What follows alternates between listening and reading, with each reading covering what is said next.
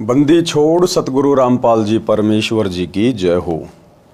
परमपिता परमात्मा सारी सृष्टि के रचनहार, कुल मालिक, असंख्य ब्रह्मांडों के स्वामी, जगत गुरु, तीनों लोकों में प्रवेश करके सबका भरण पोषण करने वाले राजाधिराज, आत्माधार, नाथों के नाथ, देवों के देव, महादेव, सर्वेश्वर, महेश्वर, मृत्युंजय, अजरो अमर, आदि अनादि, सनातनी प्रभु, जगत पिता जगदीश्वर, श्री श्री 1008 की उपाधि के वास्तविक अधिकारी, अकाल मूर्त शब्द स्वरूपी राम वासुदेव, सर्वगतम ब्रह्म, परम पूज्य, प्रथम पूज्य, परम संत, परम पुरुष, परम धनी, परम दयालु, सत्य कबीर, हक्का कबीर, अल्लाहु कबीर, अल्लाहु अकबर, बाखबर, अल्लाह ताला, जगत के तारणहार, जगत के मुक्तिदाता, जगत के जगन्नाथ, हारे के सहारे, हिंदुओं के राम, मुसलमानों के अल्लाह, सिखों के वाहिगुरु, ईसाइयों के मसीह, दया के सागर दया निधि, करुणा के सागर करुणा निधि, स्वयं भू परिभू, संकट मोचन, कष्ट हरण, मंगल करण, दुख भंजन, अविगत कबीर,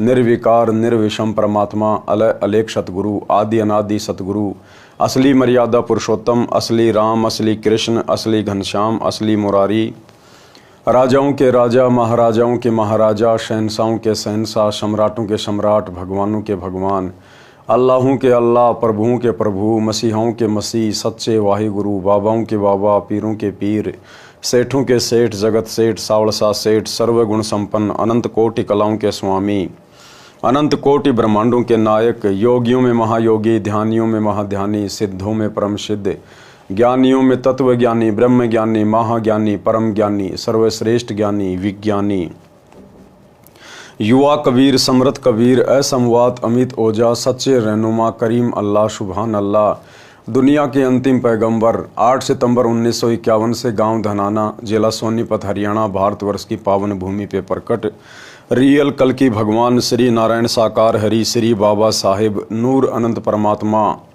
संत शिरोमणि सतगुरु रामपाल जी परमेश्वर जी के चरण कमल में साध संगति से जुड़े हुए देश विदेश से आप और हम सभी सत्सेवक भाई बहनों का अनंत कोटि दंडवत प्रणाम। सत्साई भाई और बहनों, दया परमपिता परमेश्वर जी की, सारी सृष्टि के सर्जनहार सतगुरु रामपाल जी भगवान की, जिनके विशेष आशीर्वाद से, शुभ आशीर्वाद से, उन्हीं के कर कमल से लिखित पवित्र पुस्तक जीने की राह के ऊपर वीडियो बनाने की श्रृंखला जारी है। इसी श्रृंखला में आज हमारा ये 24वें नंबर का वीडियो है। प्रत्येक वीडियो में गुरुदेव भगवान के आशीर्वाद से हमें अध्यात्म के विषय में बहुत ही गहरी गहरी बातें जानने और समझने को मिल रही हैं। तो भाई और बहनों, आज की वीडियो में गुरुदेव भगवान ने हमारे को विशेष तौर पर यह समझाना चाहा है कि इस काल के जाल में आत्माएं कैसे फंसी, 21 ब्रह्मांड में ज्योति निरंजन के अधीन आत्माएं क्यों अपना कर्मदंड भोग रही हैं, क्यों 84 लाख योनियों में मां कष्ट भोग रही हैं, क्यों आत्माएं नरक और स्वर्ग भोग रही हैं।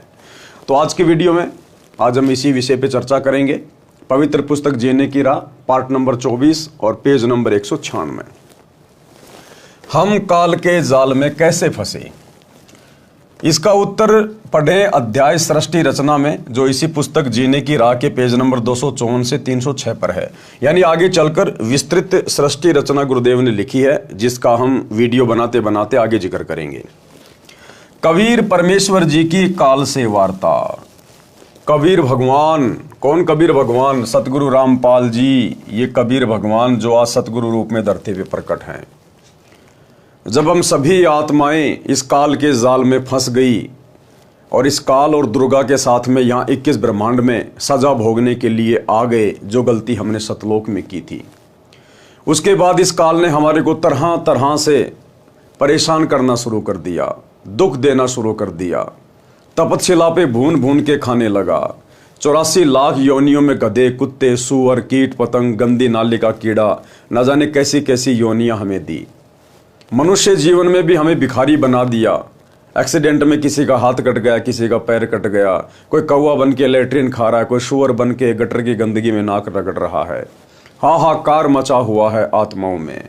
ऐसे में वही दयालु परमात्मा कबीर देव सतगुरु रामपाल जी भगवान एक बार फिर हमारी सुध लेने के लिए इस काल के लोक में आए और अपने पुत्र जोगजीत का रूप बनाकर आए।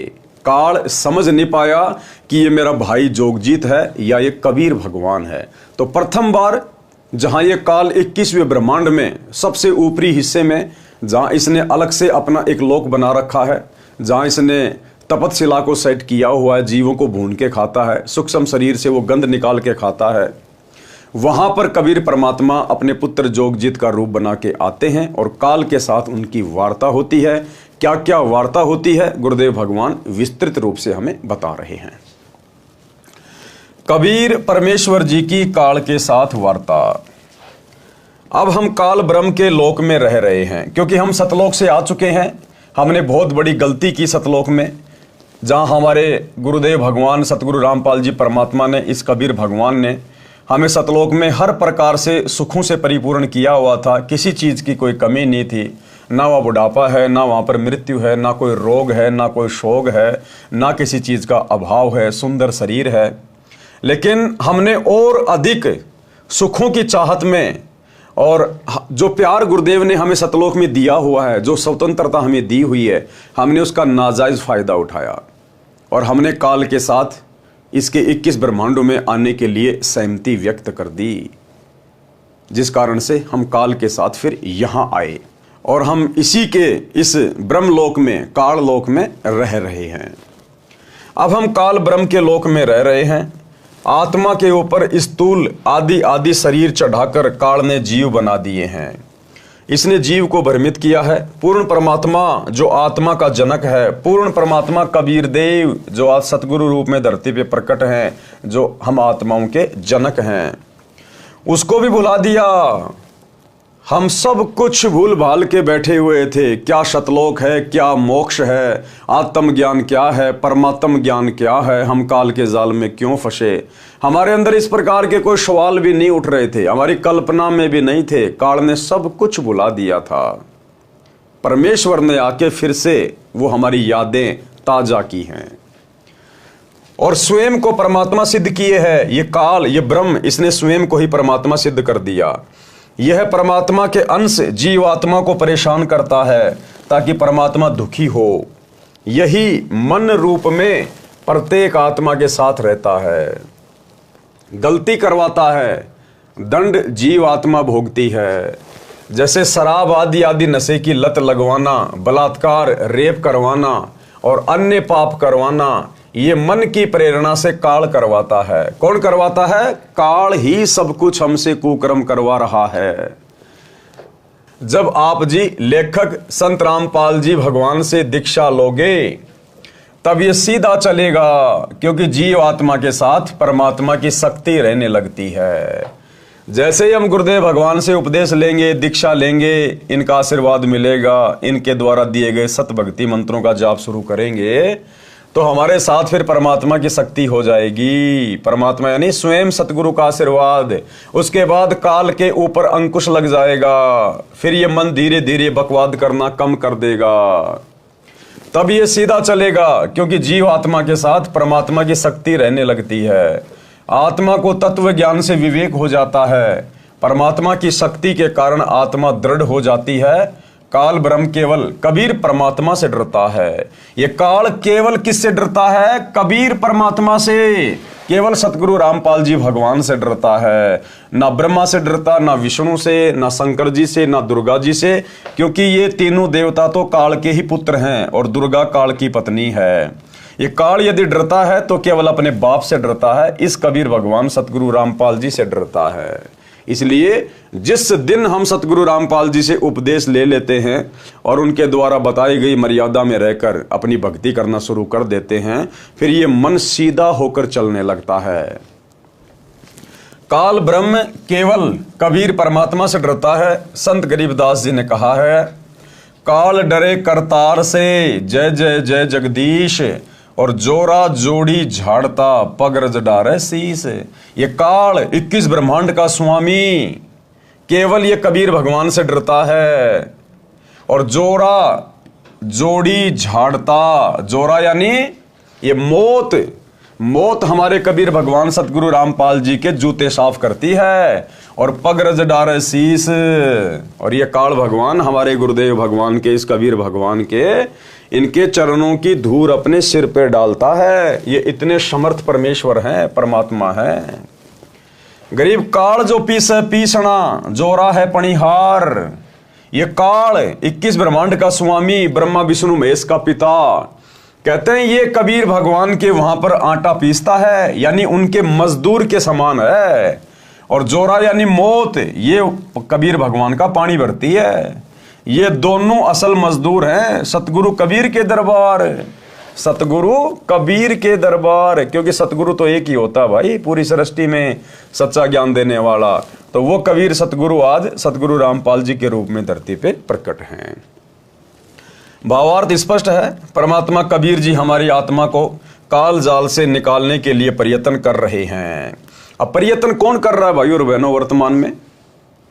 यहां गुरुदेव लिख रहे हैं कि कबीर परमात्मा हम आत्माओं को काल के जाल से बाहर निकालने के लिए प्रयत्न कर रहे हैं, ना कि करवा रहे हैं।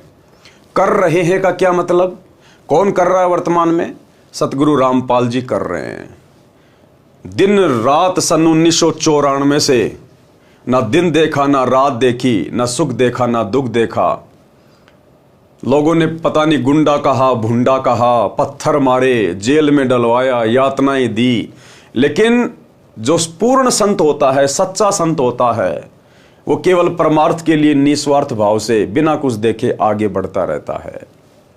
तो दिन रात प्रयत्न कौन कर रहा है? कौन है वो कबीर भगवान जो हम आत्माओं को काल के जाल से बाहर निकालने के लिए दिन रात प्रयत्न कर रहा है? सतगुरु रामपाल जी। सन 1994 से लाखों की संख्या में सत्संग, अपनी आत्माओं के लिए गांव गांव गए, नगर नगर गए, अन्य स्टेट में गए, दुनिया से संघर्ष किया, धर्म गुरुओं से संघर्ष किया, प्रशासन से संघर्ष किया। 21 महीने 2006 में रोहतक की जेल, वर्तमान में 2014 बरवाला कांड के बाद से 10 साल हो गए हिसार की जेल, और संघर्ष अभी भी जारी है। तो संघर्ष कौन कर रहा है? संघर्ष सतगुरु रामपाल जी कर रहे हैं। तो यहां पर कबीर कौन हुआ? सतगुरु रामपाल जी हुए, सतगुरु रामपाल जी। भावार्थ स्पष्ट है, परमात्मा कबीर जी हमारी आत्मा को कालजाल से निकालने के लिए प्रयत्न कर रहे हैं। काल ब्रह्म फंसाने का प्रयत्न करता है। आगे के प्रकरण में प्रत्यक्ष प्रमाण है। जब परमेश्वर ने सर्व ब्रह्मांडों की रचना की और अपने लोक में विश्राम करने लगे, उसके बाद हम सभी काल के ब्रह्मांड में रहकर अपना किया हुआ कर्म दंड भोगने लगे और बहुत दुखी रहने लगे, सुख व शांति की खोज में भटकने लगे, और हमें अपने निज घर सतलोक की याद सताने लगी। यानी आत्मा में मीठी मीठी एक वो कशक कि यहां सुख नहीं है। आत्मा सुख को खोजने लगी। आत्मा को वो सुख चाहिए थे जिन सुखों को छोड़ के हम यहां काल ब्रह्म के लोक में आ गए थे। तो आत्मा भटकने लगी भक्ति के लिए, भगवान के लिए, सुखों के लिए। कोई जंगल में जाके साधना करने लगा, कोई पहाड़ों पे जाके साधना करने लगा। लेकिन भाई काल के लोक में आत्मा को शांति नहीं मिल सकती। वो परम शांति तो सतलोक जाने के बाद ही मिलेगी। हमें अपने निज घर सतलोक की याद सताने लगी तथा वहां जाने के लिए भक्ति प्रारंभ की। किसी ने चारों वेदों को कंठस्थ किया, तो कोई उग्र तप करने लगा और हवन यज्ञ, ध्यान, समाधि आदि क्रियाएं प्रारंभ की, लेकिन अपने निज घर सतलोक नहीं जा सके, क्योंकि उपरोक्त क्रियाएं करने से अगले जन्मों में अच्छे समृद्ध जीवन को प्राप्त होकर जैसे राजा महाराजा, बड़ा व्यापारी, अधिकारी, देव महादेव, स्वर्ग महास्वर्ग आदि, और फिर वापस लक 84 भोगने लगे। बहुत परेशान रहने लगे और परमपिता परमेश्वर से प्रार्थना करने लगे कि हे दयालु, हमें निज घर का रास्ता दिखाओ। हम हृदय से आपकी भक्ति करते हैं, आप हमें दर्शन क्यों नहीं देते? क्योंकि भाई और बहनों, परमात्मा कहते हैं ये जो चारों वेद हैं, जो इस 21 ब्रह्मांड के सर्वश्रेष्ठ ग्रंथ हैं, चारों वेद, और उन्हीं का निष्कर्ष गीता जी, इन चारों वेदों में भी उस पूर्ण परमात्मा कबीर देव सतगुरु रामपाल जी भगवान की यथार्थ भक्ति प्राप्ति का मार्ग नहीं है। केवल परमात्मा की जानकारी है, लेकिन प्राप्ति का मार्ग नहीं है। वो काल ने हटा दिया था। तो चारों वेदों में परमात्मा की प्राप्ति के मंत्र नहीं है। वो सार नाम नहीं है, वो सार शब्द नहीं है। उस सार नाम को, सार शब्द को देने के लिए फिर वो कबीर भगवान सतगुरु रूप में धरती पे स्वयं आता है और 5वें वेद, सूक्ष्म वेद की रचना करता है। कबीर सागर की आदरणीय गरीबदास जी ने उसी 5वें सूक्ष्म वेद कबीर सागर, जिसमें मिलावट कर डाली थी काल के दूतों ने काल प्रेरणा से, उसको शुद्ध करते हुए नया सदग्रंथ साहिब लिखा, जिसका पाठ पूज्य गुरुदेव भगवान करते हैं 3 दिन का। तो सतलोक जानने की यथार्थ जानकारी वर्तमान में यदि किसी के पास है तो सतगुरु रामपाल जी के पास है। उन्होंने केवल कबीर सागर को और आदरणीय गरीबदास जी के ग्रंथ साहिब को केवल लोक दिखावे में एक आधार बनाया है, ताकि हम आत्माएं विश्वास कर सकें। अन्यथा सतगुरु रामपाल जी को सतलोक का मार्ग बताने के लिए, वो मूल मंत्र देने के लिए दुनिया के किसी भी धर्म ग्रंथ की या 5वें सूक्ष्म वेद की आवश्यकता नहीं है। ये परमात्मा चाहे तो 1 सेकंड में यहां से आत्मा को अपने लोक लेकर जा सकता है।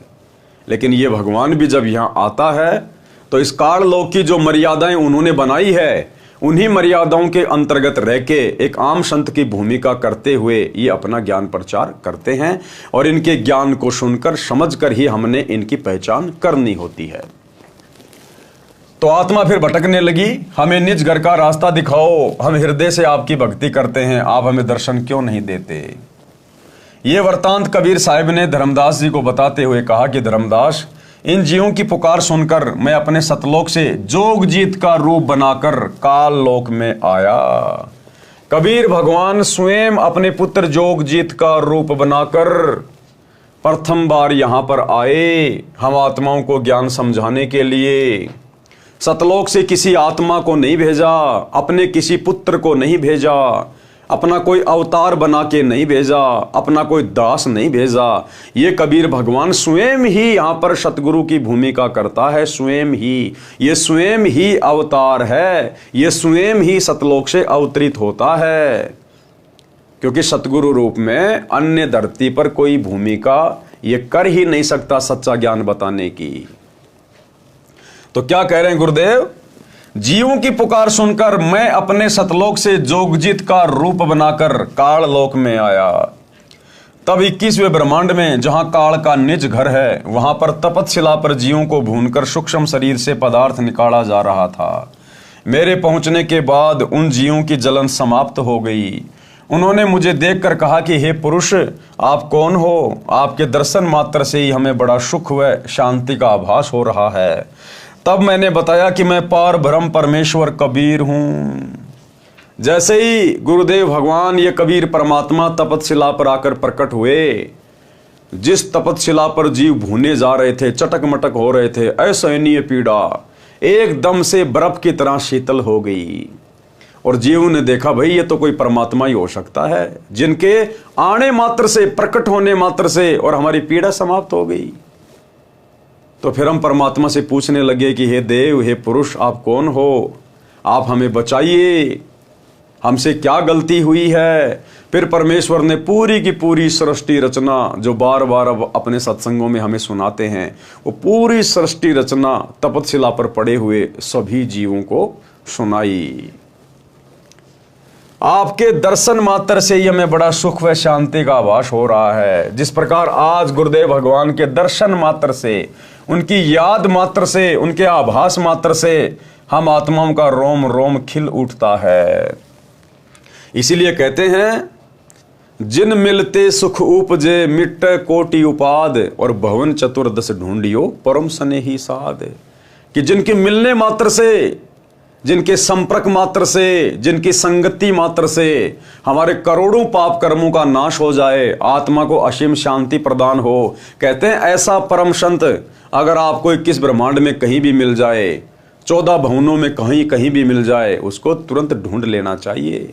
लेकिन भाई और बहनों, जीव के बस की बात नहीं, यहां तो ब्रह्मा विष्णु महेश की बस की बात नहीं कि इस परम संत को वे खोज सकें, पहचान सकें।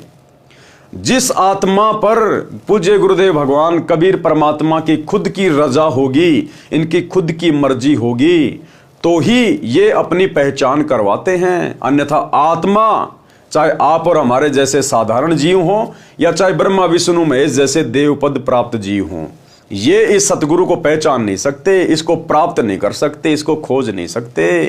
ये सतगुरु खोज भी उसी से करवाता है जो चाहता है। यानी इनकी मर्जी के बिना इनके बारे में ना कोई जान सकता, ना इनको पहचान सकता। आपके दर्शन मात्र से ही हमें बड़ा सुख व शांति का आभास हो रहा है। तब मैंने बताया कि मैं पार ब्रह्म परमेश्वर कबीर हूं। आप सब जीव मेरे लोक से आकर काल ब्रह्म के लोक में फंस गए हो।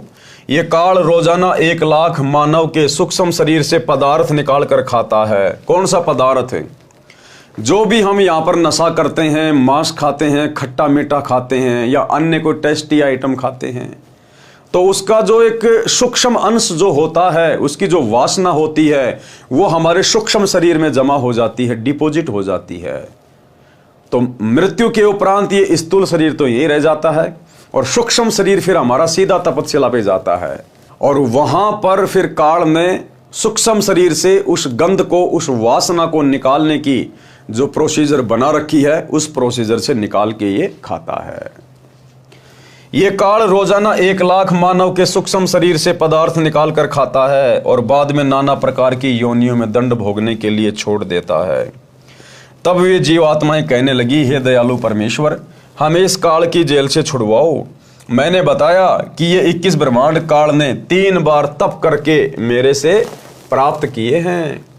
जो आप यहाँ सब वस्तुओं का प्रयोग कर रहे हो, ये सभी काल की हैं और आप सब अपनी इच्छा से घूमने के लिए आए थे। इच्छा रूपी खेलन आया, ताते सुख सागर नहीं पाया।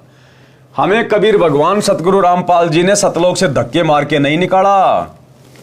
हम अपनी इच्छा से इस काल के साथ आए हैं। इसके ऊपर आसक्ति व्यक्त करके जब ये तप कर रहा था, हमें तो गुरुदेव भगवान ने बहुत रोका था, बहुत मना किया था, बहुत समझाया था कि बच्चों आप दुखी हो जाओगे, परेशान हो जाओगे, तुम्हें यहाँ किस बात की कमी है, तुम क्यों जा रहे हो, क्यों बार बार मेरे वचनों की अनदेखी कर रहे हो। लेकिन हमने एक नहीं सुनी परमात्मा की। उसके बाद गुरुदेव ने हमें अपने दिल से उतार दिया और सूक्ष्म रूप में दुर्गा के अंदर हम सभी आत्माओं को डिपॉजिट करके और काल के साथ 21 ब्रह्मांड सहित यहाँ भेज दिया। इसलिए अब आपके ऊपर काल ब्रह्म का बहुत ज्यादा ऋण हो चुका है और वह ऋण मेरे सच्चे नाम के जाप के बिना नहीं उतर सकता।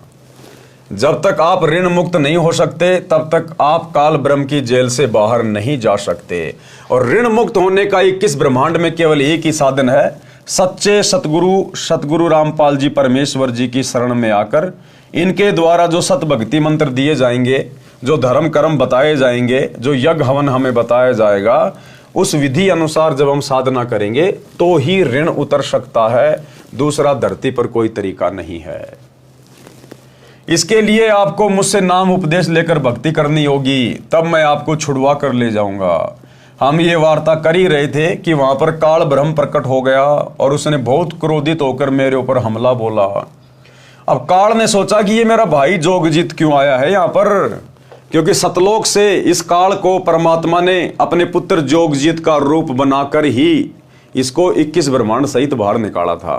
तो काल सतलोक में समझ नहीं पाया था कि मेरे को कबीर भगवान निकाल रहे हैं या फिर कबीर भगवान के आदेश से मेरा भाई जोगजीत मेरे को यहां से बाहर निकाल रहा है। तो काल ने सोचा ये जोगजीत क्यों आ गया मेरे लोक में, जरूर ये परमात्मा का कोई आदेश लेके आया होगा। पहले आदेश मालूम कर लेता हूं, फिर आज इसको घड़ूंगा, आज इसकी पिटाई करूंगा। इसने मेरे को सतलोक से यहां निकाल दिया। तो काल भी धोखे में। हम ये वार्ता कर ही रहे थे कि वहां पर काल ब्रह्म प्रकट हो गया और उसने बहुत क्रोधित होकर मेरे ऊपर हमला बोला। मैंने अपनी शब्द शक्ति से उसको मूर्छित कर दिया। अब परमेश्वर को कोई आवश्यकता नहीं है शब्द शक्ति का इस्तेमाल करने की। ये तो केवल आप और हमें समझाने के लिए कि सतगुरु से उपदेश लेने के बाद यदि हमारे ऊपर कोई कर्म की मार आ जाए, कोई संकट, कोई परेशानी, कोई तकलीफ आ जाए, तो हम भाई बहनों ने उस सतनाम का सुमरण शुरू कर देना है। जो शब्द हमें गुरुदेव ने दे रखा है, चाहे प्रथम मंत्र है, सतनाम है, सारनाम है, सार शब्द है, हमने तुरंत उसका सुमरण विशेष कसक के साथ जाप शुरू कर देना चाहिए। हमारी वो आपत्ति बादलों की तरह छट जाएगी, बादलों की तरह। तो परमेश्वर हमें समझाने के लिए कि जब भी कोई मुसीबत आए तो इधर उधर पैर मारने के बजाय आपने गुरुदेव के द्वारा दिया गया सुमरण शुरू कर देना है। फिर कुछ समय बाद वह होश में आया, मेरे चरणों में गिरकर क्षमा याचना करने लगा और बोला कि आप मुझसे बड़े हो, मुझ पर कुछ दया करो और ये बताओ कि आप मेरे लोक में क्यों आए हो। तब मैंने काल पुरुष को बताया कि कुछ जीवात्माएं भक्ति करके अपने निज घर सतलोक में वापस जाना चाहती हैं, उन्हें सत भक्ति मार्ग नहीं मिल रहा है, इसलिए वे भक्ति करने के बाद भी इसी लोक में रह जाती हैं। मैं उनको सत भक्ति मार्ग बताने के लिए और तेरा भेद देने के लिए आया हूं कि तू काल है। आज पूरी धरती पर, पूरी पृथ्वी पर यदि किसी परम पुरुष ने इस काल का भेद दिया है, सृष्टि रचना का ज्ञान बताया है, जो कि सर्व शास्त्रों से प्रमाणित है, केवल सतगुरु रामपाल जी, इन्होंने ही काल का भेद बताया है। आज तक सतयुग से लेकर वर्तमान समय तक ना किसी आचार्य ने, ना किसी शंकराचार्य ने, ना किसी महामंडलेश्वर और मठाधीश ने ABCD भी पता नहीं थी काल की। ब्रह्मा विष्णु महेश के विषय में, उनकी उम्र के विषय में, उनके जन्म मरण के विषय में भी यहाँ के आचार्य शंकराचार्य ABCD भी नहीं जानते। ABCD आज भी, जबकि सतगुरु रामपाल जी ने सन 1994 से प्रत्येक धर्म के धर्मशास्त्रों से ही प्रमाणित कर दिया, पूरी सृष्टि रचना का ज्ञान खुल के बता दिया, शीशे की तरह क्लियर कर दिया। तो कौन है सतगुरु रामपाल जी जिन्होंने काल का पूरा भेद खोल दिया? स्वयं कबीर भगवान। मैं उनको सत भक्ति मार्ग बताने के लिए और तेरा भेद देने के लिए आया हूं कि तू काल है। 1 लाख जीवों का आहार करता है और 1.25 लाख जीवों को उत्पन्न करता है। सतगुरु रामपाल जी के अलावा किसी ने भी ये भेद नहीं खोला, किसी ने भी। तथा भगवान बनकर बैठा है। मैं इनको बताऊंगा कि तुम जिसकी भक्ति करते हो वह भगवान नहीं, काल है। इतना सुनते ही काल बोला कि यदि सब जीव वापस चले गए तो मेरे भोजन का क्या होगा, मैं भूखा मर जाऊंगा। आपसे मेरी प्रार्थना है कि 3 युगों में जीव कम संख्या में लेकर जाना और सबको मेरा भेद मत देना कि मैं काल हूं, सबको खाता हूं। जब कलयुग आए तो चाहे जितने जीवों को ले जाना, ये वचन काल ने मुझसे प्राप्त कर लिए। कबीर साहिब ने धर्मदास को आगे बताते हुए कहा कि सतयुग, त्रेता युग, द्वापर युग में भी मैं आया था। धर्मदास जी को क्या कहा कबीर भगवान ने कि धर्मदास, सतयुग में भी मैं खुद ही आया था, त्रेता युग में भी मैं खुद ही आया था और द्वापर में भी खुद ही आया था। ये परमात्मा सतलोक से किसी को भेजता नहीं है, ये परमात्मा स्वयं ही सतगुरु का रूप धारण करके हम आत्माओं को काल के जाल से निकालने के लिए प्रकट होता है। इसलिए सतगुरु स्वयं परमात्मा होता है, भगवान होता है। इसलिए हमने अपने गुरुदेव के अलावा किसी और में परमात्मा नहीं देखना चाहिए। आगे बताते हुए कहा कि सतयुग, त्रेता युग, द्वापर युग में भी मैं आया था और बहुत जीवों को सतलोक लेकर गया, लेकिन इसका भेद नहीं बताया। अब बताओ भाई और बहनों, बिना काल का भेद बताए आत्माएं सतलोक कैसे चली जाएंगी? क्या कह रहे हैं गुरुदेव कि मैं बहुत सारी आत्माओं को सतलोक लेके गया 3 युगों में, लेकिन काल का भेद किसी को नहीं बताया। तो फिर आज काल का भेद बताने की क्या जरूरत पड़ गई? आज भी तो लेके जा सकते हैं बिना काल का भेद बताए, यदि पहले ले गए तो भाई और बहनों, आज से पहले केवल परमात्मा आत्माओं को भक्ति करवाकर मिनी सतलोक में बैठा देते हैं, जो कि काल के 21 ब्रह्मांड में परमात्मा ने अपना राजदूत भवन बना रखा है। तो आत्माओं को परमात्मा मिनी सतलोक में ले जाकर बैठा देते हैं और जब यह कलयुग की पिछली पीढ़ी का समय आता है, इस समय परमात्मा उन आत्माओं को डायरेक्ट जन्म देते हैं और वो आत्माएं तुरंत भक्ति पे लग जाती हैं और अपनी भक्ति को पूरा करके सतलोक जाने की तैयारी करती हैं।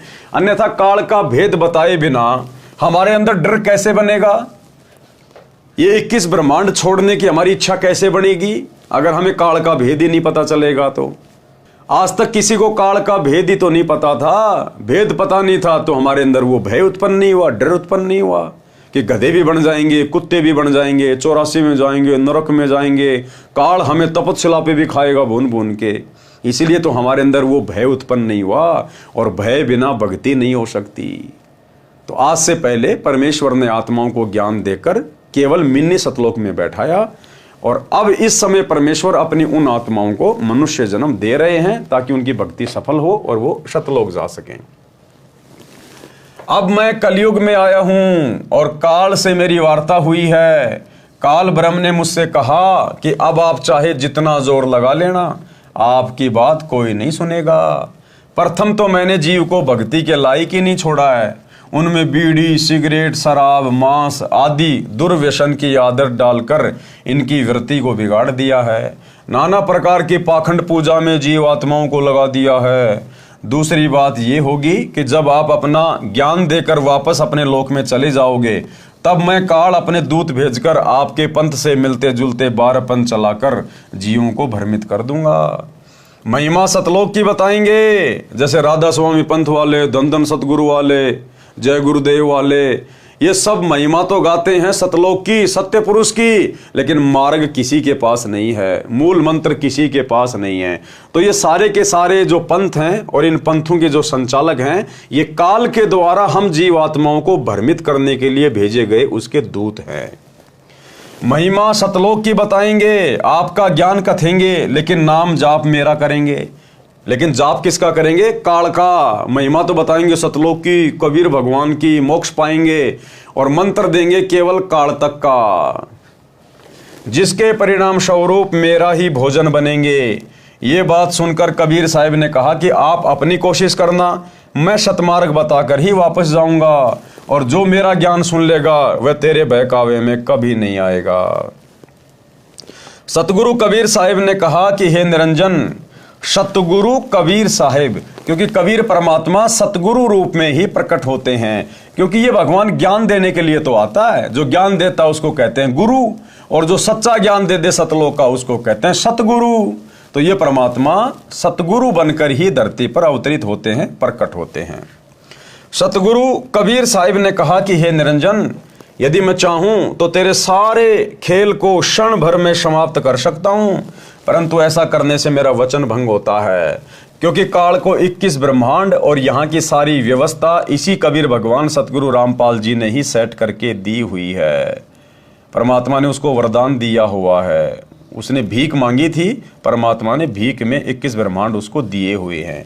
इसलिए परमात्मा कहते हैं कि यदि मैं ऐसा करूंगा तो मेरा वचन टूट जाएगा, परंतु ऐसा करने से मेरा वचन भंग होता है। यह सोचकर मैं अपने प्यारे हंसों को यथार्थ ज्ञान देकर शब्द का बल प्रदान करके सतलोक ले जाऊंगा। और कहा कि कहो कबीर सुनो धर्मराया, हम शंखों हंसा पद परसाया, जिन लीना हमरा परवाना, सो हंसा हम किए अमाना। कि भाई धर्मराय, हे काल, मैंने शंखों हंसों को, आत्माओं को सतलोक में ले जाकर बैठा दिया है। जिसने मेरा परवाना ले लिया, मेरा नाम ले लिया, उपदेश ले लिया, जब मैं सतगुरु रूप में धरती पे प्रकट होता हूं, और जिसने आजीवन मर्यादा निभाई, उसको फिर मैं अमान कर देता हूं, सदा सदा के लिए सुखी कर देता हूं सतलोक में। पवित्र कबीर सागर में जीवों को भूल भुलैया में डालने के लिए तथा अपनी भूख को मिटाने के लिए तरह तरह के तरीकों का वर्णन।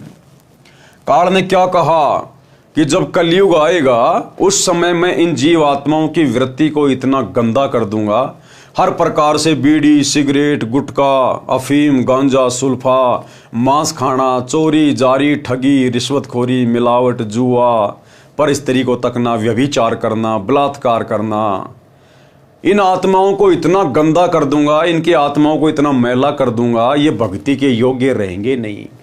जिस समय तुम या तुम्हारा कोई दास इस पृथ्वी पर जाएगा, क्योंकि काल को यकीन नहीं होता, काल को यकीन नहीं होता कि वो कबीर भगवान तो यहां आ नहीं सकता 21 ब्रह्मांड में। काल को विश्वास नहीं है कि वो भगवान यहां आ जाएगा, ऐसे गंदे लोक में वो सतलोक का राजा भी आ जाएगा। लेकिन वो नादान, उसको क्या पता कि तेरे सामने तेरा बाप ही तो खड़ा है, लेकिन रूप तेरे भाई का बना रखा है। तो बीच बीच में काल डगमग हो जाता था और कहता था कि या तो आप आओगे या फिर आपका कोई दोष आएगा, उस समय तक मैं इन आत्माओं को इतना गंदा कर दूंगा, या कोई भक्ति के लायक रहेगा नहीं, तेरी बात कोई सुनेगा नहीं, कोई मानेगा नहीं।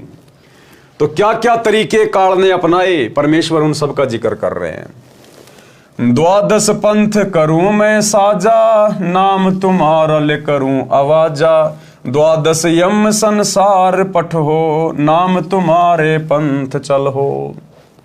कि मैं आपके नाम से, कबीर नाम से 12 पंथ शुरू करवा दूंगा। मुझ काल के 12 पंथ शुरू हो जाएंगे। और आप ही का नाम ले लेकर कि ये कबीर साहिब का मार्ग है, ये कबीर साहिब का नाम है, सतलोक जाएंगे, मोक्ष प्राप्त करेंगे, धरती पे डंका पिटवा दूंगा मैं। 12 पंथ करूं मैं साजा, नाम तुम्हारा ले करूं आवाजा। और 12 पंथ संसार पठो, 12 यम यानी 12 काल के दूत मैं संसार में भेजूंगा नकली गुरु बना के, और नाम तुम्हारे पंथ चल हों, और तुम्हारे कबीर नाम से मैं पंथ चलवा दूंगा, दुनिया भ्रमित हो जाएगी। प्रथम दूत मम प्रकटे जाई, पीछे अंश तुम्हारा आई। काल ने कहा कि सबसे पहले मेरे दूत जाने चाहिए संसार में।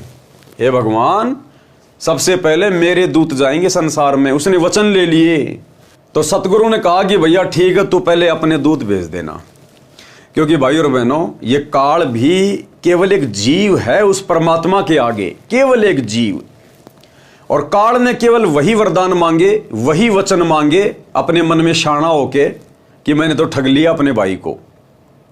काल ने केवल वही मांगा जो परमात्मा चाहते थे, क्योंकि समर्थ की शक्ति के आगे सब फैल हैं। नामा और रैदास रसीला, कोई न जाने अवगत की लीला। तो काल ने केवल उतना ही सब कुछ मांगा जितना परमात्मा उससे मंगवाना चाहते थे। और वो सोच रहा था कि मैंने शाना बन के पता नहीं परमात्मा को ठग लिया, मैंने तो बहुत कुछ मांग लिया। तो बोला प्रथम दूत मम प्रगटे जाई, पीछे अंश तुम्हारा आई। कि हे भगवान, सबसे पहले मेरे दूत जाएंगे और 12 पंथ चलाएंगे आपके नाम से, हैं, और आत्माओं को भ्रमित कर देंगे। तो मालिक ने भी यही करना था, परमात्मा यही चाहते थे कि सबसे पहले काल के दूत जाए नीचे। भाई जब तक नीचे आकर कोई अज्ञान नहीं फैलाएगा तो फिर ज्ञान देकर समझाया किसको जाएगा। तो मालिक यही चाहते थे कि पहले काल के दूत जाएं और हर प्रकार से ये अपना पूरा प्रयास कर लें, और उसके बाद मैं जाऊंगा और आत्माओं को फिर उन्हीं धर्मशास्त्रों से खोल खोल के दिखाऊंगा जिन धर्मशास्त्रों को काल के दूत सत्य बताएंगे कि वेद बिल्कुल सत्य हैं, गीता बिल्कुल सत्य है, कबीर सागर बिल्कुल सत्य है। वो अपना पूरा ज्ञान दे चुके होंगे, अपना विधान बता चुके होंगे। फिर परमात्मा आएगा सतगुरु रूप में और फिर उन्हीं धर्मशास्त्रों से अपने बच्चों को पहले शिक्षित करेगा, सबको पढ़ाई पढ़वाएगा, सबको अक्षर ज्ञान युक्त करवाएगा, और फिर उन्हीं धर्मशास्त्रों को खोल खोल के दिखाएगा। प्रोजेक्टर पे, टीवी पे, मोबाइल चलवा दिए जाएंगे, और वो आत्माएं फिर निर्णय कर लेंगी कि वास्तव में सही संत क्या है और गलत संत क्या है, सच्चा ज्ञान क्या है और गलत ज्ञान क्या है। तो परमात्मा यही चाहते थे और वही काल ने मांगा। परमात्मा की सोच से बाहर काल एक शब्द भी नहीं बोल सकता था। प्रथम दूत मम प्रकटे जाई, पीछे अंश तुम्हारा आई। यही विधि जीवन को भरमाऊं, पुरुष नाम जीवन समझाऊं। 12 पंथ नाम जो ले है, सो हमरे मुखान समोह है। क्या कहा काल ने कि उन 12 पंथों में जो मेरे द्वारा तुम्हारा नाम लेकर चलाए जाएंगे, उन 12 पंथों में जो जो उपदेश लेंगे वो सब मेरे ही मुंह में आएंगे, वो सब काल का ही भोजन बनेंगे, क्योंकि मुक्ति का मार्ग वो होगा नहीं। कहा तुम्हारा जीव नहीं माने, हमारी और होए बात बखाने। और जब तुम जाओगे ना, उस समय सब लोग मेरा पक्ष लेंगे कि नहीं नहीं, ब्रह्म ही परमात्मा है, वो निराकार परमात्मा है, उससे ऊपर कोई शक्ति नहीं है, और तुम्हारे साथ में वाद विवाद करेंगे। मैं दृढ़ फंदा रची बनाई, जामे जीव रहे और जाई। कि उस समय में ऐसा भयंकर दृढ़ फंदा बना दूंगा, यानी इस ज्ञान को इतना अज्ञान में तब्दील कर दूंगा कि जब तुम जाकर सच्चाई बताओगे तुम्हारी बात पे कोई विश्वास भी नहीं करेगा। देवल देव पाषाण पुजाई, तीर्थ वर्थ जप तप मन लाई।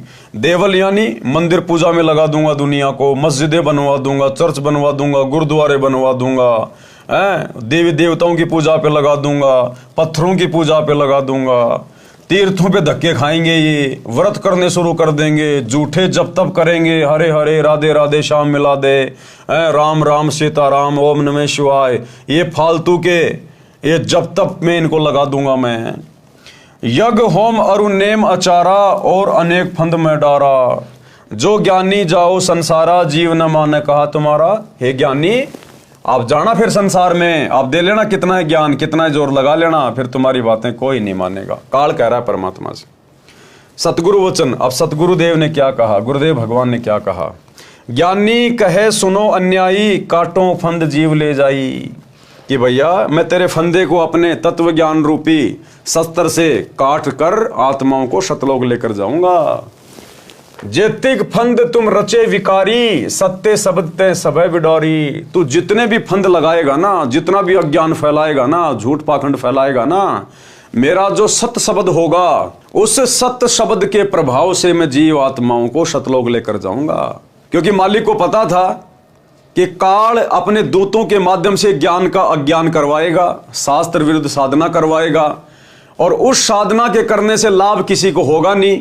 थोड़े बहुत दिनों बाद सबकी बैटरी डिस्चार्ज हो जाएगी, उन्हीं मंत्रों का जाप कर रहे होंगे, उन्हीं गुरुओं की शरण में पड़े होंगे, और दुख ज्यों के त्यों। और जब वे आत्मा आएंगी मेरी शरण में, उस समय फिर मैं अपना सत शब्द दूंगा, प्रथम मंत्र दूंगा, सतनाम दूंगा, स्वार नाम दूंगा, और नाम लेते ही कुछ ही दिनों में उन आत्माओं के ढेरों सुख होने लग जाएंगे। तो उन सुखों से वो आत्माएं ऑटोमेटिक उन काल के दूतों को छोड़ छोड़ के इधर दौड़ दौड़ के आ जाएंगी। तो परमात्मा ने कहा कि तुम जितना मर्जी अज्ञान फैला देना, तुम जितना मर्जी फंदा लगा देना, मैं नीचे जाकर अपना सतज्ञान दूंगा, और वो सत भक्ति मंत्र दूंगा जिनके थोड़े से जाप करने से ही आत्मा को सुख होने शुरू हो जाएंगे और दौड़ दौड़ के हमारी शरण में आने लगेंगे। जैतिक फंद तुम रचे बिचारी, सत्य शब्द ते सबे बिडारी। जौन जीव हम शब्द दृढ़ावे, फंद तुम्हारा शकल मुकावे। चौका कर परवाना पाई, पुरुष नाम तिह देऊ चिनाई। ताके निकट काल नहीं आवे, संधि देख तहां सिर न आवे। उपरोक्त विवरण से सिद्ध होता है कि जो अनेक पंथ चले हुए हैं, जिनके पास कबीर साहिब द्वारा बताया हुआ सत भक्ति मार्ग नहीं है, ये राधा स्वामी पंथ, धन धन सतगुरु पंथ, डेरा व्यास वाला पंथ, जय गुरुदेव, निरंकारी, ये जितने भी पंथ हैं, इस संसार में जितने भी पंथ हैं, चाहे कबीर पंथ हो, चाहे दुनिया भर के और साधु संत महात्मा, एकमात्र सतगुरु रामपाल जी को छोड़ के ना तो किसी का पंथ सत्य है और ना कोई संत सत्य है। केवल यही वो कबीर भगवान है जो सतगुरु रूप में आज धरती पे प्रकट हैं। इन्हीं के शरण में आने से, इन्हीं के द्वारा बताई गई मर्यादित भक्ति करने से आत्मा का जीव कल्याण संभव है। यहां भी सुख प्राप्त आत्मा कर सकती है, अन्यथा दूसरा ऑप्शन धरती पे नहीं है। ये सब काल प्रेरित हैं, अतः बुद्धिमान को चाहिए कि सोच विचार कर भक्ति मार्ग अपनाए, क्योंकि मनुष्य जन्म अनमोल है, ये बार बार नहीं मिलता।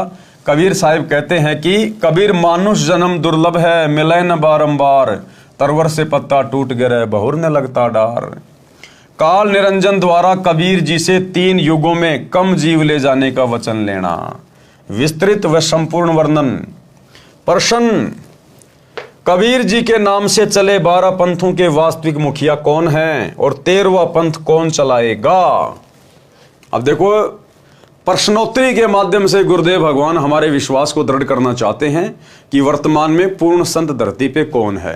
तो क्या सवाल है कि कबीर जी के नाम से चले 12 पंथों के वास्तविक मुखिया कौन हैं और 13वां पंथ कौन चलाएगा? उत्तर दिया गुरुदेव ने, जैसा कि कबीर सागर के संशोधनकर्ता स्वामी युगलानंद बिहारी जी ने दुख व्यक्त किया है कि समय समय पर कबीर जी के ग्रंथों से छेड़छाड़ करके उनकी बुरी दशा कर रखी है। उदाहरण, परमेश्वर कबीर जी का जोगजीत के रूप में काल ब्रह्म के साथ विवाद हुआ था, वह शमशम वेद बोध पृष्ठ 117 से 122 तक तथा अनुराग सागर पृष्ठ 60 से 67 तक है। परमेश्वर कबीर जी अपने पुत्र जोगजीत के रूप में काल के प्रथम ब्रह्मांड में प्रकट हुए, जो 21वां ब्रह्मांड है, जहां पर तपतशिला बनी है। काल ब्रह्म ने जोगजीत के साथ झगड़ा किया, फिर विवश होकर चरण पकड़कर क्षमा याचना की तथा प्रतिज्ञा करवाकर कुछ सुविधा मांगी। सबसे पहला वचन क्या लिया काल ने? 3 युगों यानी सतयुग, त्रेता, द्वापर में थोड़े जीव पार करना। नंबर 2, जोर जबरदस्ती करके जीव मेरे लोक से ना ले जाना। इसीलिए तो सतगुरु रामपाल जी भगवान दिन रात सत्संग करके ज्ञान दे रहे हैं और कह रहे हैं, बच्चों ये जो भक्ति मार्ग है ये ज्ञान आधार का मार्ग है। जब तक ज्ञान को आधार नहीं बनाओगे तब तक आप जी काल के जाल से मुक्त नहीं हो पाओगे, क्योंकि परमात्मा ने काल को वचन दे रखा है। काल ने कहा था कि भगवान जोर जबरदस्ती किसी के साथ मत करना, आप केवल अपना ज्ञान देना, सृष्टि रचना बताना, अपनी मर्यादा बताना, जो आपको परमात्मा मान के आपकी मर्यादा में रह के भक्ति करे, उसी आत्मा को सतलोक लेकर जाना। जोर जबरदस्ती करके जीव मेरे लोक से ना ले जाना। नंबर 3, आप अपना ज्ञान समझाना। जो आपके ज्ञान को माने वह आपका, और जो मेरे ज्ञान को माने वह मेरा। क्या कहा था कि भगवान आप केवल अपना ज्ञान देना, जो आपके ज्ञान को माने। अब सतगुरु का ज्ञान क्या है? सतगुरु ने जो सत्संग कर दिए, जो मर्यादा बता दी, जो आदेश हमें दे दिए, जो नियम हमें दे दिए, वही तो सतगुरु का ज्ञान है। और जो अपने सतगुरु की मर्यादा में रह के उनके ज्ञान को आधार बना के भक्ति करेगा, वही आत्मा अंत में सतलोक जाने की अधिकारी बनेगी। नंबर 4, कलयुग में पहले मेरे दूत प्रकट होने चाहिए, पीछे आपका दूत जाए। नंबर 5, त्रेता युग में समुद्र पर पुल बनवाना। उस समय मेरा पुत्र विष्णु रामचंद्र रूप में लंका के राजा रावण से युद्ध करेगा, समुद्र रास्ता नहीं देगा। नंबर 6, द्वापर युग में बोध शरीर त्याग कर जाऊंगा, राजा इंद्रदमन मेरे नाम से, जगन्नाथ नाम से समुद्र के किनारे मेरी आज्ञा से मंदिर बनवाना चाहेगा, उसको समुद्र बाधा करेगा। आप उस मंदिर की सुरक्षा करना। परमेश्वर ने सर्व मांगे स्वीकार कर ली और वचनबद्ध हो गए। तब काल ब्रह्म हंसा और कहा, हे जोगजीत, आप जाओ संसार में। जिस समय कलयुग आएगा उस समय मैं अपने 12 दूत नकली सतगुरु संसार में भेजूंगा। जब कलयुग 5505 वर्ष पूरा होगा, तब तक मेरे दूत तेरे नाम से, कबीर जी के नाम से 12 कबीर पंथ चला दूंगा। कबीर जी ने जोगजीत रूप में काल ब्रह्म से कहा था कि कलयुग में मेरा नाम कबीर होगा और मैं कबीर नाम से पंथ चलाऊंगा। इसलिए काल ज्योति निरंजन ने कहा था कि आप कबीर नाम से एक पंथ चलाओगे तो मैं काल कबीर नाम से 12 पंथ चलाऊंगा। सर्व मानव को भ्रमित करके अपने जाल में फांस कर रखूंगा। इनके अतिरिक्त और भी कई पंथ चलाऊंगा जो सतलोक सचखंड की बातें किया करेंगे तथा सत्य साधना उनके पास नहीं होगी, जिस कारण से वे सतलोक की आस में गलत नामों का जाप करके मेरे जाल में ही रह जाएंगे। तो भाई और बहनों, वर्तमान में सतगुरु रामपाल जी के अलावा जितने भी संत हैं, जितने भी पंथ हैं, ये सब काल का जाल है, केवल जीवात्माओं को भ्रमित करने के लिए। काल ब्रह्म ने पूछा था कि आप किस समय कलयुग में अपना सत्य कबीर पंथ चलाओगे। कबीर जी ने कहा था कि जिस समय कलयुग 5505 वर्ष बीत जाएगा तब मैं अपना यथार्थ 13वां कबीर पंथ चलाऊंगा। अब देखो भाई और बहनों, कितना क्लियर कर दिया गुरुदेव ने। काल ने क्या कहा था कि आप कब कलयुग में अपना सत्य कबीर पंथ चलाओगे, 13वां पंथ चलाओगे।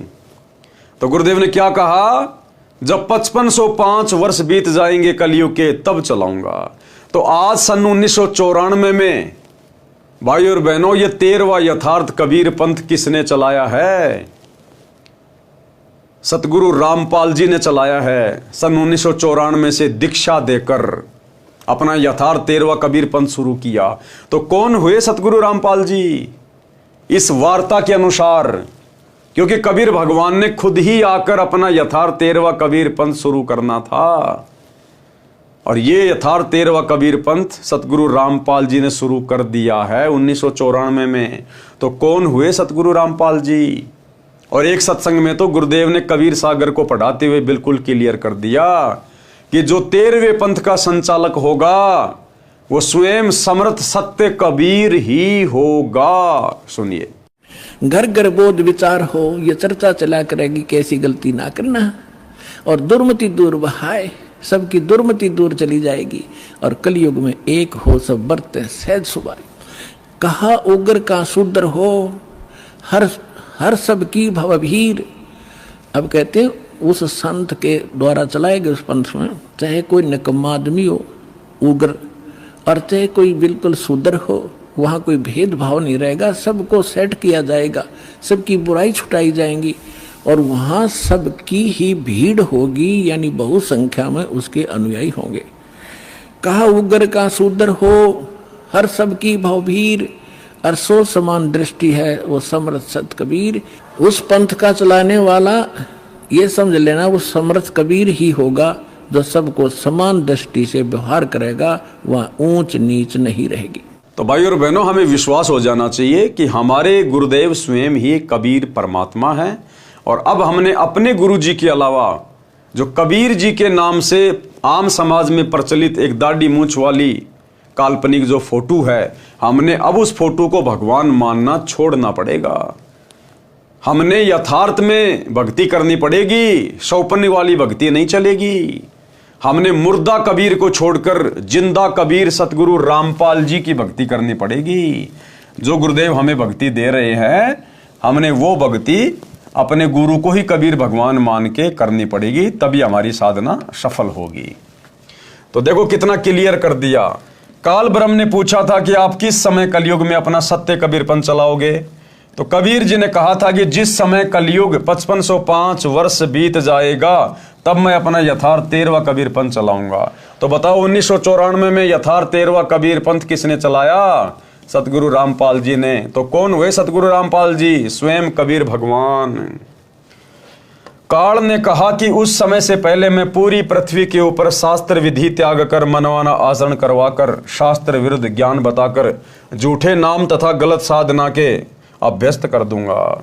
जब 13वां अंश जाकर सत्य कबीरपंथ चलाएगा, उसकी बात पर कोई विश्वास नहीं करेगा, उल्टे उसके साथ झगड़ा करेंगे। कबीर जी को पता था कि जब कलयुग के 5505 वर्ष पूरे होंगे सन 1997 में, तब शिक्षा की क्रांति लाई जाएगी, सर्व मानव अक्षर ज्ञान युक्त किया जाएगा। उस समय मेरा दास सर्व धार्मिक ग्रंथों को ठीक से समझकर मानव समाज के रूबरू करेगा। सर्व परमाणु को आंखों देखकर शिक्षित मानव सत्य से परिचित होकर तुरंत मेरे 13वें पंथ में दीक्षा लेगा और पूरा विश्व मेरे द्वारा बताई भक्ति विधि तथा तत्व ज्ञान को हृदय से स्वीकार करके भक्ति करेगा। उस समय पुनः सतयुग जैसा वातावरण होगा। आपसी राग द्वेष, चोरी जारी, लूट ठगी कोई नहीं करेगा, कोई धन संग्रह नहीं करेगा, भक्ति को अधिक महत्व दिया जाएगा। जैसे उस समय उस व्यक्ति को महान माना जा रहा होगा जिसके पास अधिक धन होगा। कौन से समय? जिस समय सतगुरु रामपाल जी भगवान धरती पर आकर अपना यथार्थ 13वां कबीरपंथ शुरू करेंगे, 1994 में शुरू कर चुके हैं, उस समय तक उन व्यक्तियों को महान माना जाएगा, बड़ा इज्जतदार माना जाएगा, जिनके पास बहुत ज्यादा धन होगा, बड़ी बड़ी फैक्ट्रियां होंगी, बड़ी बड़ी कोठी होगी, बड़े बड़े साधन होंगे। लेकिन जैसे ही सन 1994 में गुरुदेव भगवान आकर अपना यथार्थ 13वां कबीरपंथ शुरू करेंगे, उसके बाद धन संग्रह करने वाले, बड़ी बड़ी कोठियां बनाने वाले, बड़ी बड़ी फैक्ट्रियां बनाने वाले, उन लोगों को मूर्ख माना जाएगा, मूर्ख माना जाएगा। और जो व्यक्ति सत भक्ति करेगा और सामान्य मकान बना के रहेगा, वो व्यक्ति समाज में इज्जत और सम्मान की नजरों से देखा जाएगा। तो भाइयों और बहनों, ये युग परिवर्तन का समय जारी है। सन 2028 युग परिवर्तन की डेट है। उसके बाद पूरी पृथ्वी पर सतगुरु रामपाल जी का सतज्ञान रह जाएगा। जो अच्छी आत्माएं बचेंगी उस महाविनाश में, वे सब सतगुरु की भक्ति करेंगी और फिर कोई धन संग्रह नहीं करेगा, कोई मान बढ़ाई की इच्छा नहीं रखेगा। और यदि कोई ऐसा करेगा तो उसको मूर्ख माना जाएगा। मूर्ख क्योंकि सबको ज्ञान हो जाएगा कि हम तो काल के जाल में फंसे पड़े हैं, हमने तो सतलोक जाना है। ये धन जोड़ जोड़ के ना जाने हमने कितने जीवन बर्बाद कर दिए राजा महाराजा बन के, आज हमारे हाथ में कुछ नहीं है। तो कोई व्यक्ति धन संग्रह नहीं करेगा, अंदर से सतगुरु इच्छा समाप्त कर देगा। सतगुरु मिले तो इच्छा मेटे, पद मिल पद समाना।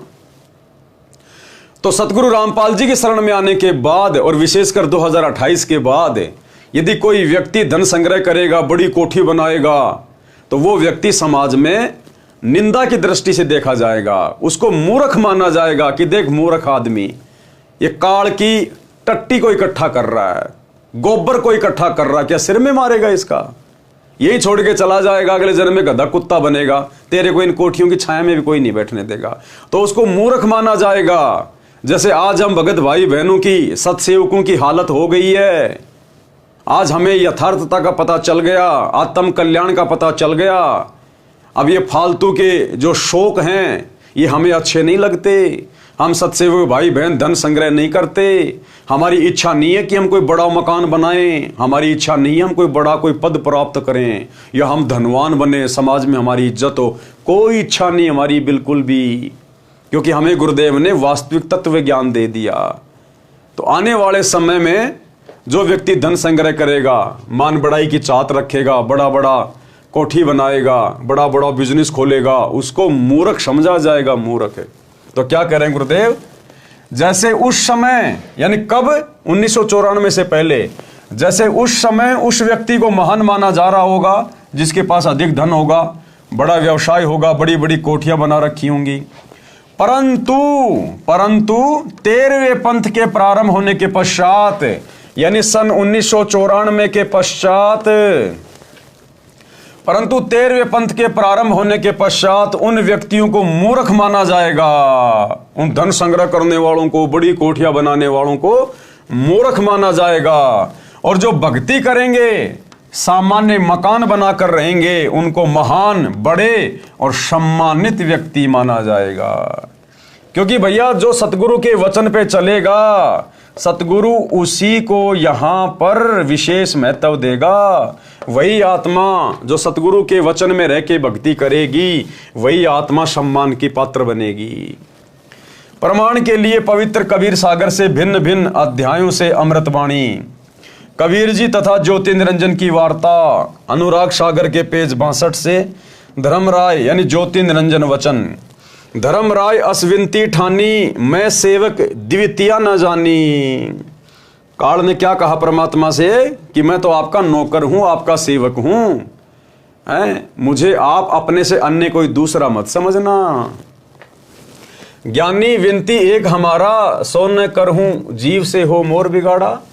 पुरुष दीन जस मोकू राजू, तुम भी देहूं तो होए मम काजू। कि जिस प्रकार उस कबीर भगवान ने मुझे राज दिया है, 21 ब्रह्मांड दिए हैं, ऐसे ही आप भी मेरी कुछ इच्छाएं पूरी करो, मुझे कुछ वरदान दो ताकि मेरा 21 ब्रह्मांड ठीक ठाक चले। अब मैं वचन तुम्हारो मानी, लीजियो हंसा हमसो ज्ञानी। पृष्ठ 63 से अनुराग सागर की वाणी, दयावंत तुम साहिब दाता, इतनी कृपया करो हो ताता। कि हे बड़े भाई, मेरे ऊपर एक छोटी सी दया करो, मेहर करो। पुरुष शराप मोकू दीन्या, लख जीव नित ग्रासन कीन्या। कि कबीर भगवान ने, पिताजी ने मुझे शराप दे रखा मेरी गलती के कारण, रोजाना 1 लाख जीव खाने पड़ते हैं।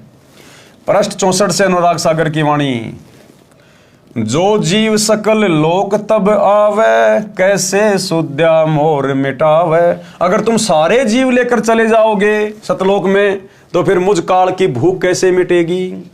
जैसे पुरुष कृपया मोपे कीन्या, भवसागर का राज मोहि दीन्या।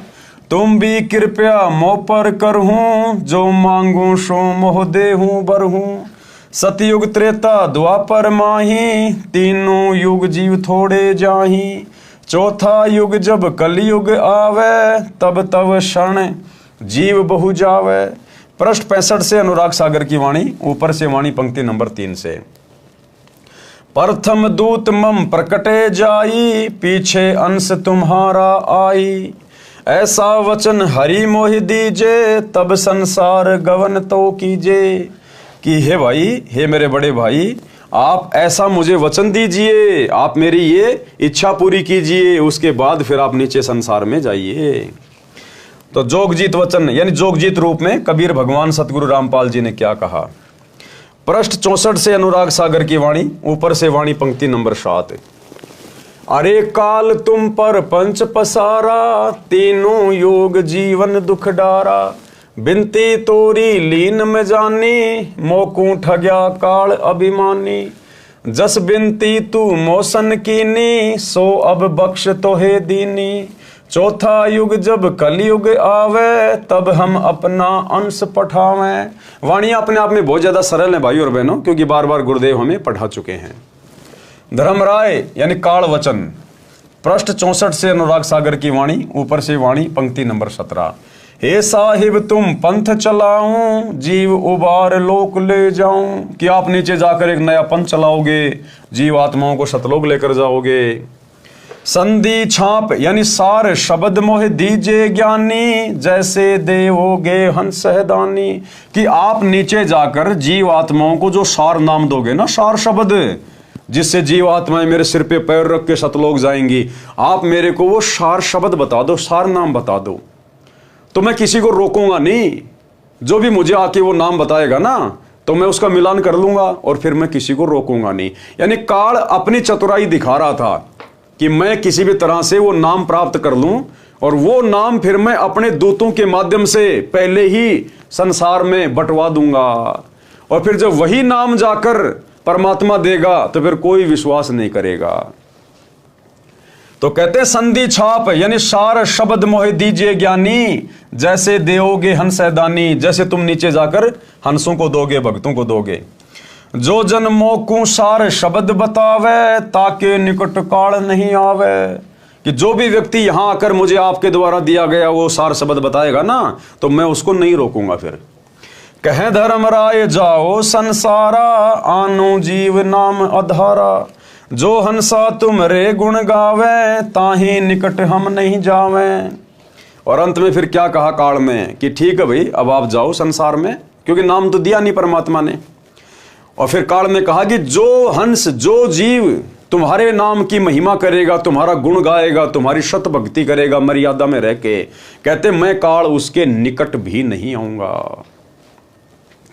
जो कोई ले शरण तुम्हारी, मम सिर पग दे हो पारी। हम तो तुम संकीन डिठाई, तात जान की नी लड़काई। कोटिन अवगुण बालक करही, पिता एक चित नहीं धरही। जो पिता बालक को दे निकारी, तब को रक्षा करे हमारी। सार नाम देखो जैसा था, ताई हंस में निवाऊं माथा। जो तो ही देऊं संधि बताई, तो तू जीवन को हो दुखदाई। अब कबीर परमात्मा सतगुरु रामपाल जी भगवान जो कि जोगजीत रूप में थे, उन्होंने क्या कहा कि हे काल, अगर मैं तुझे वो संधि बता दूं, अगर तुझे वो सार शब्द बता दूं, तो तू सभी जीवों को परेशानी में डाल देगा। तो अपने दूतों को पहले ही वो नाम दे दे के और सब में बंटवा देगा। अब उसके बाद फिर हम जाके क्या बताएंगे नीचे। तुम परपंच जान हम पावा, कि मैं तेरा सारा परपंच समझ गया, तू क्यों मांग रहा है मेरे से सार नाम सार शब्द। तुम परपंच जान हम पावा, काल चले नहीं तुमरा दावा। कि भैया ज्योति निरंजन तेरा दाव नहीं चलेगा। धर्मराय तो ही प्रकट भाख्या, गुप्त अंक बीरा हम राख्या। जो कोई ले नाम हमारा, ताई छोड़ तुम हो जाना नियारा। कि जो एक बार मेरा सार शब्द ले लेगा काल, तो उससे दूर हट जाना, उसके पास भी मत आना तू।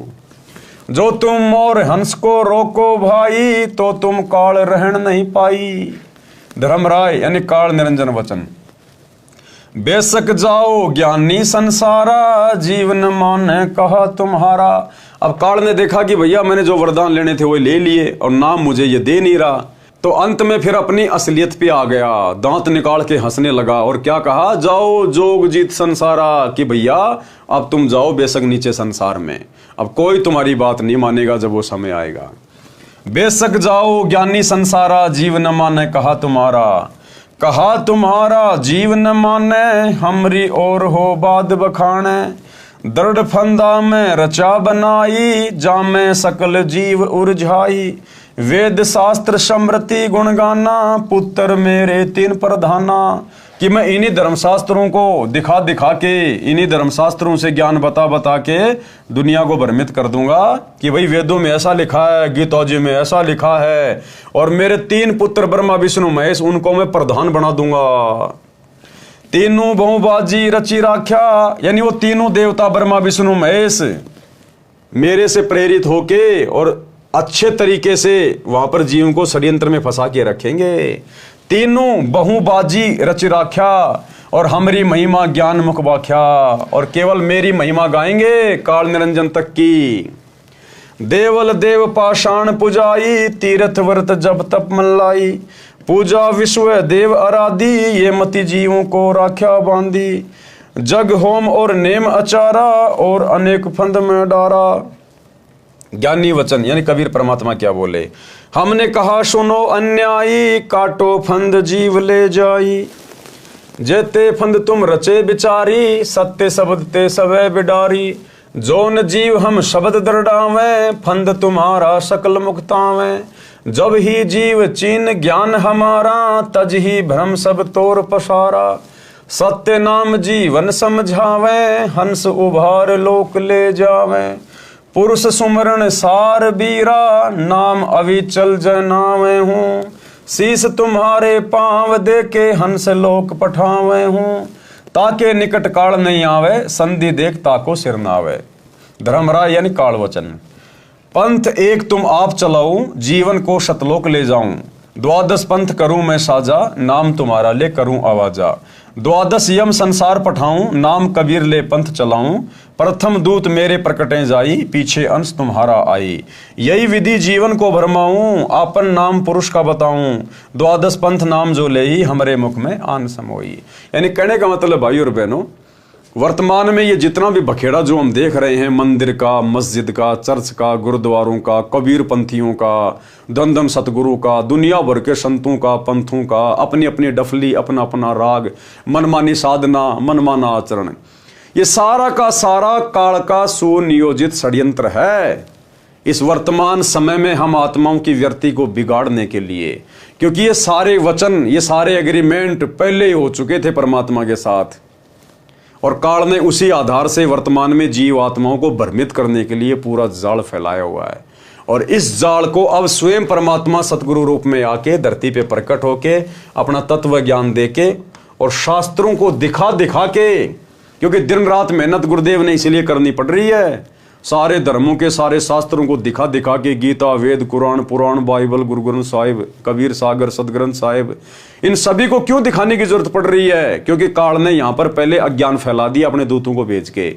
अब परमात्मा ने उन्हीं धर्मशास्त्रों को उठा उठा के, जिन धर्मशास्त्रों को हम लोग फाइनल मान चुके हैं कि भाई हिंदू धर्म के तो चारों वेद बस और गीता जी हैं, मुसलमानों ने अपनी कुरान शरीफ को फाइनल मान लिया, ईसाइयों ने बाइबल को, सिखों ने गुरु ग्रंथ साहिब को, तो परमात्मा अब उन्हीं में से निकाल निकाल के वो सच्चाई बता रहे हैं, जो सच्चाई हमें आज से पहले कोई धर्मगुरु नहीं बता पाया, नहीं दिखा पाया, जिसको हम नहीं समझ पाए। अब वही सच्चाई उन्हीं धर्म ग्रंथों से दिखा रहे हैं परमात्मा कि नादानो तुम कहाँ भूले भटके बैठे हो, हमारे पूर्वज अशिक्षित थे, अक्षर ज्ञान नहीं था, जैसा धर्मगुरुओं ने बहका दिया बेचारों ने वैसा ही मान लिया।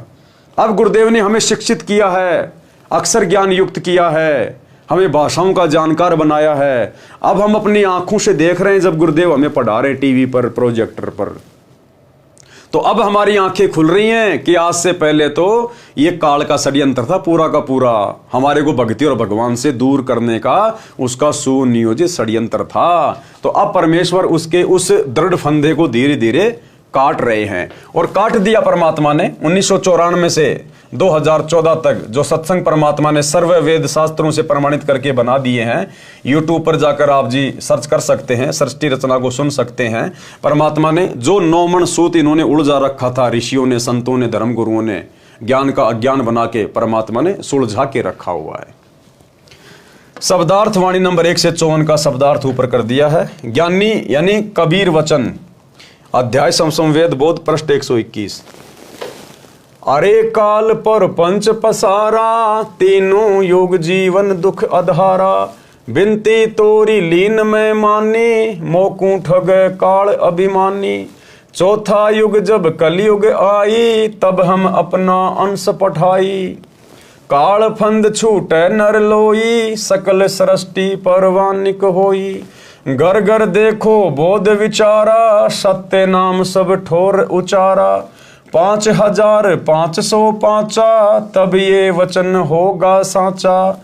कलयुग बीत जाए तब एता, सब जीव परम पुरुष पद चेता। कि भैया जब वो मेरा ठीक का समय आएगा और जब मैं सतगुरु रूप में धरती पर जाऊंगा, प्रकट होकर ज्ञान दूंगा, उस समय तेरे सारे अज्ञान की पोल पट्टी खोल दूंगा और घर घर में केवल मेरे ही नाम की चर्चा होगी।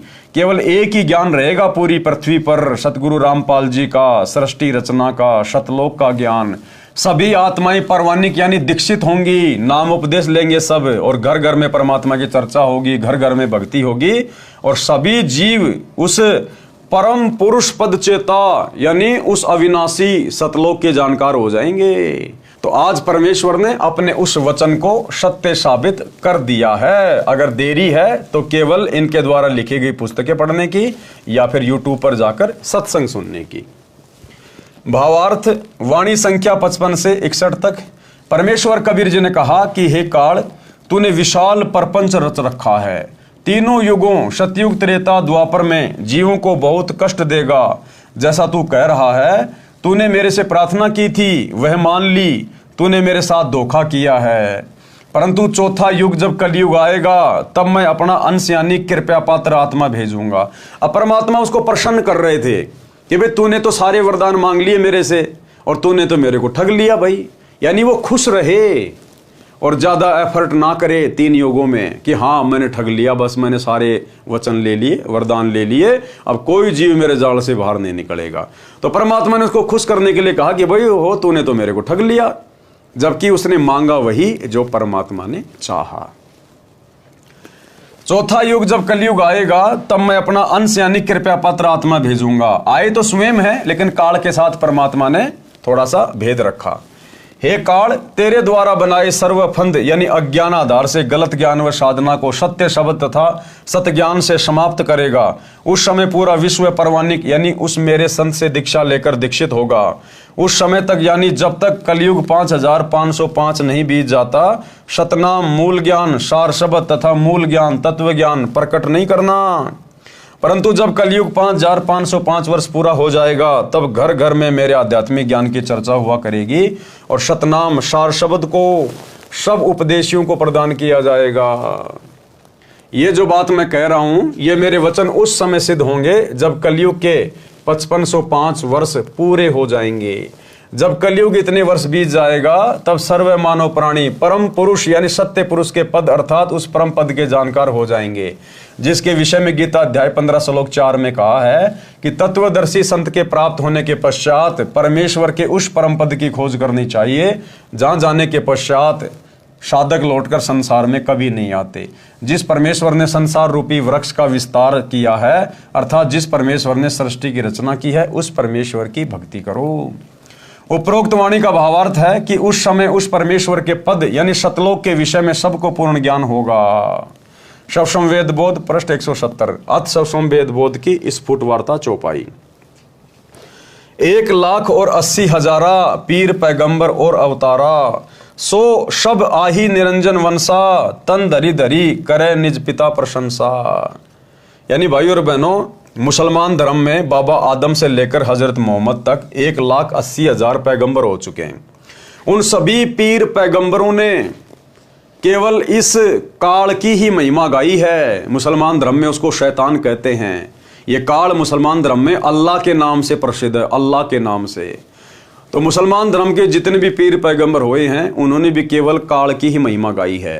और हिंदू धर्म में जितने भी अवतार हो चुके हैं उन्होंने भी केवल काल की ही महिमा गाई है, केवल काल को ही भक्ति का आधार बताया है। सो सब आही निरंजन वंशा, यानी जितने भी पीर पैगंबर हैं अवतार हैं ये सब के सब निरंजन के अवतार हैं। और तन धरी धरी करे निज पिता प्रशंसा, और अपने पिता ज्योति निरंजन की ही महिमा गा के ये चले गए। 10 अवतार निरंजन के रे, राम कृष्ण सब माही बडेरे। इनसे बड़ा ज्योति निरंजन सोई, या मैं फेर बदल नहीं हो कोई। भावार्थ, परमेश्वर कबीर जी ने बताया है कि बाबा आदम से लेकर हजरत मोहम्मद तक कुल 1,80,000 पैगंबर तथा 10 अवतार जो हिंदू मानते हैं ये सब काल के भेजे आए हैं।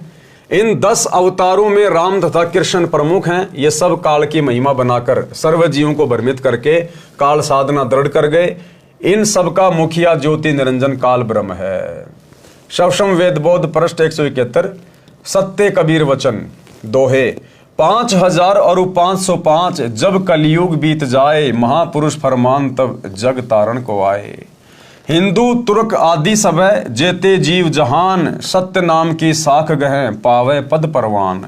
यथा सरितगण आप ही मिले सिंधु में धाए, सत्य सुकृत के मध्य तिमी सब ही पंथ समाए।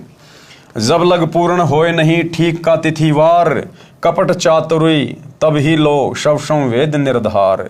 सब ही नारी नर सुध तब जब ठीक का दिन आवंत, कपट चातुरी छोड़ के शरण कबीर गहंत।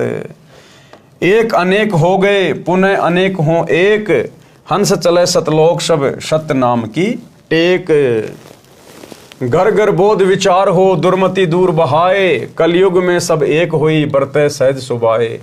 कहाँ उगर कहाँ शूद्र हों हरे सबकी भव पीड़, शो समान समदृष्टि है समर्थ सत्य कबीर। यानी उस पंथ को चलाने वाला वो स्वयं समर्थ सत्य कबीर ही होगा। भावार्थ, परमेश्वर कबीर जी ने बताया है कि हे धर्मदास, मैंने ज्योति निरंजन यानी काल ब्रह्म से भी कहा था, अब आपको भी बता रहा हूं। शवसम वेद बोध की वाणी संख्या 66 से 74 का सरलार्थ है। जिस समय कलयुग 5505 वर्ष बीत जाएगा, तब एक महापुरुष विश्व को पार करने के लिए आएगा। हिंदू मुसलमान आदि आदि जितने भी पंथ तब तक बनेंगे, और जितने जीव संसार में हैं वे मानव शरीर प्राप्त करके उस महापुरुष से सतनाम लेकर सतनाम की शक्ति से मोक्ष प्राप्त करेंगे। वह महापुरुष जो सत्य कबीर पंथ चलाएगा, उस 13वें पंथ में सब पंथ स्वतः ऐसे तीव्र गति से समा जाएंगे जैसे भिन्न भिन्न नदियां अपने आप निर्बाध दौड़कर समुद्र में गिर जाती हैं, उनको कोई रोक नहीं पाता। ऐसे उस 13वें पंथ में सब पंथ शीघ्रता से मिलकर एक पंथ बन जाएगा।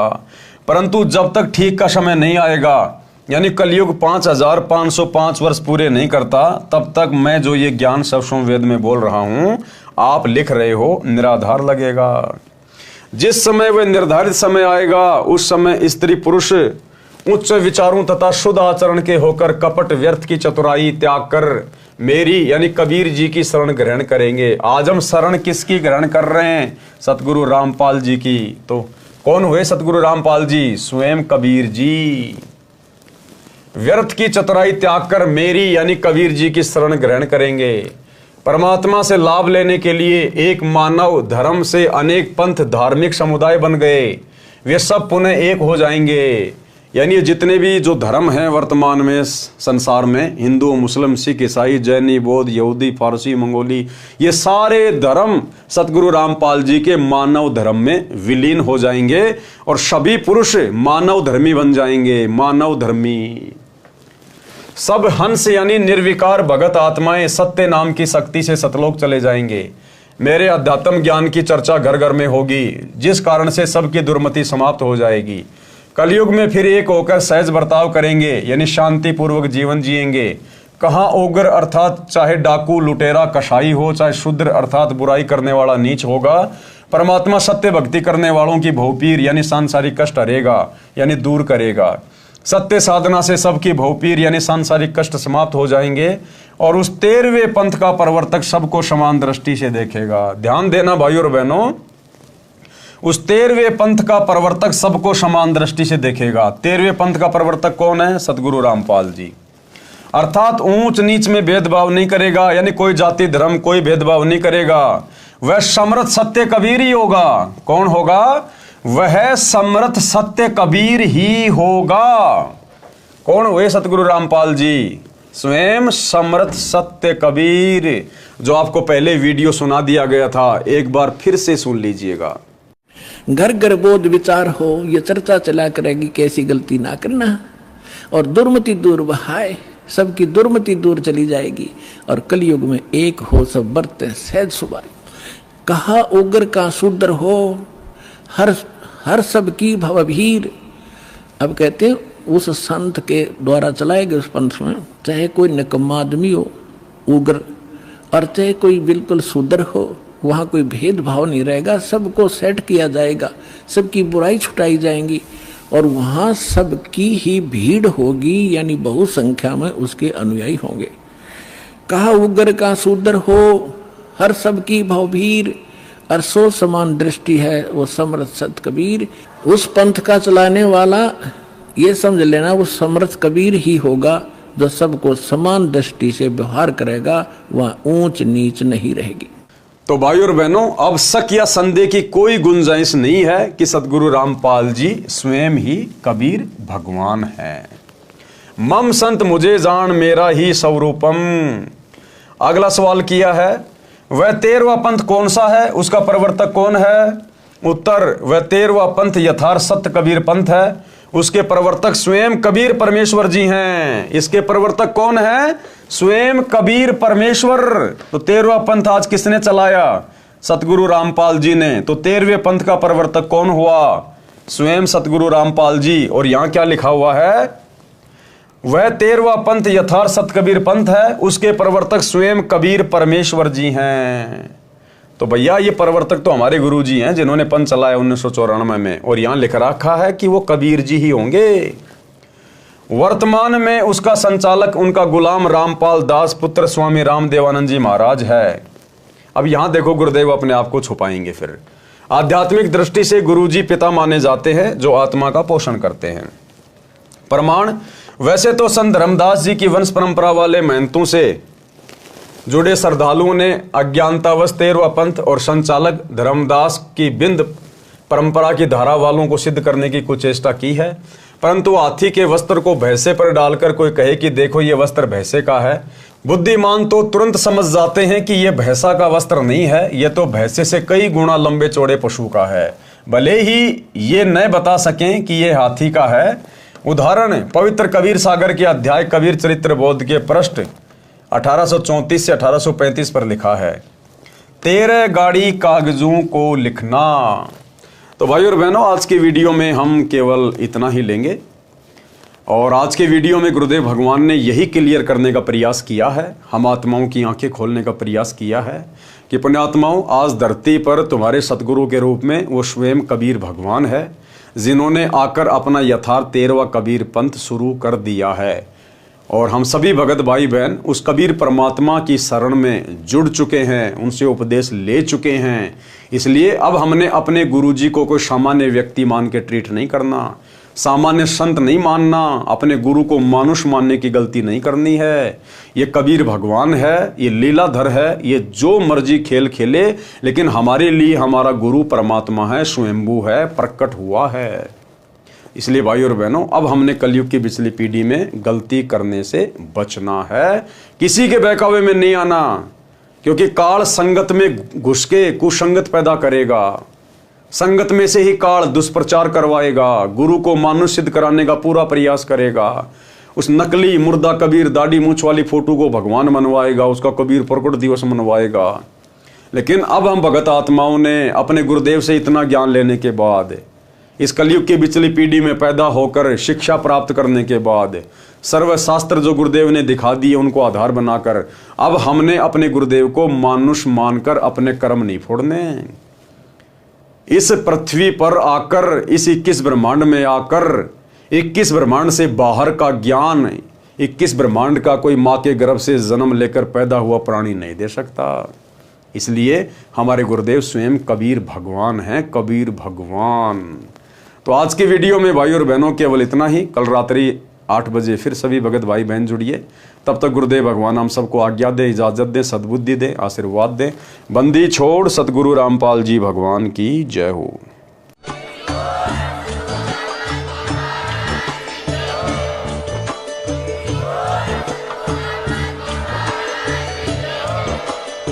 भाई जो गुरु बचन पे डट गे, कट गे फंद 84 के, कट गे फंद 84 के, कट गे फंद 84 के। भाई जो